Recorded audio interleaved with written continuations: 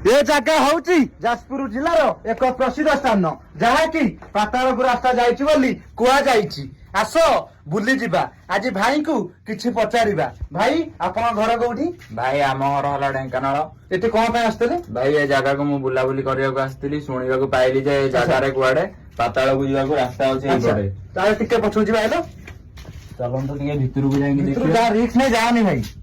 ଯିବାନି ଯିବାନି ତ ଏଇଠି କଣ କୁହ? ନାଇଁ ଭାଇ ମୁଁ ଏ ବିଷୟରେ ଶୁଣିଥିଲି ଯେ ଏ ଭିତରେ କାଳେ କୁମ୍ଭୀର ବି ରୁହନ୍ତି, ଆଉ କଣ ରୁହନ୍ତି?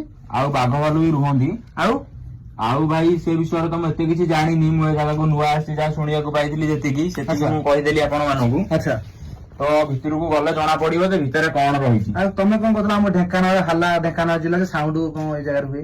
ହଁ ମତେ ବି ପିଲା ଆମ ଢେଙ୍କାନାଳ ପିଲା ସବୁ କୁହନ୍ତି ଆଚ୍ଛା। ଯେ ଭିତରେ 9ଟା ପରେ ରାତି 9ଟା ପରେ ଆଚ୍ଛା। ସାଉଣ୍ଡ ଟିକେ ହୁଏ, ଗର୍ଜନ ସାଉଣ୍ଡ। ମାନେ ସନ୍ଧ୍ୟା ସୁଦ୍ଧା ନା ରାତି 9ଟା ପରେ ହୁଏ ଆଚ୍ଛା। ସେଇଟା। ଆଚ୍ଛା। ରାତି 9ଟା ପରେ ସାଉଣ୍ଡ କିଛି ହୁଏ, ଗର୍ଜନ ସାଉଣ୍ଡ ହୁଏ, ଆଚ୍ଛା ଏସବୁ ହୁଏ। ତ ଭିତରକୁ ଗଲେ ଏସବୁ ଜଣା ପଡିବ। ଆଚ୍ଛା ମୁଁ ତ ଏ ଭିତରକୁ କେବେ ଯାଇନି। ଆଚ୍ଛା। ଆଜି ଚାଲନ୍ତୁ ଭିତରକୁ ଯିବା, ଦେଖିବା ଭିତରେ କଣ ରହିଛି। ଯିବା ଚାଲନ୍ତୁ ଚାଲନ୍ତୁ ଭାଇ, ତମେ ଆଗେ ଚାଲନ୍ତୁ।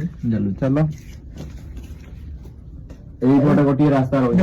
ଏଇପଟେ ହଁ ଏଇପଟେ ଦେଖନ୍ତୁ ଏଇପଟେ ଗୋଟେ ରାସ୍ତା ରହିଛି, ଆଉ ସେପଟେ ବି ଗୋଟେ ରାସ୍ତା ରହିଛି ବୋଧେ। ସେପଟେ ଭୟଙ୍କର ରୋଡ।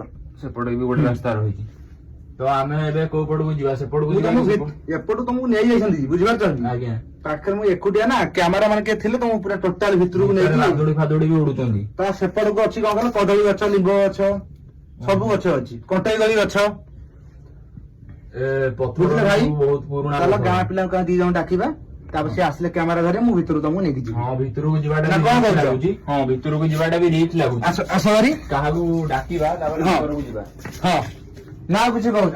ନା ଭାଇ ଆଉ କଣ କହିବି, ଏ ଭିତର ବିଷୟରେ ତ ଯାହା ମୁଁ ଜାଣିଥିଲି ଆପଣ ମାନଙ୍କୁ କହିଦେଲି। ତ ଆଉ 2 ଜଣ ଭାଇ ମାନଙ୍କୁ ଡାକିକି ଆମେ ଭିତରକୁ ଯିବା, ଭିତରେ ଦେଖିବା ନେକ୍ସଟ ପାର୍ଟ ରେ କଣ ରହିଛି। ତାହେଲେ ଭାଇ ରହିଲି। ଜୟ ଶ୍ରୀରାମ। ଜୟ ଶ୍ରୀରାମ।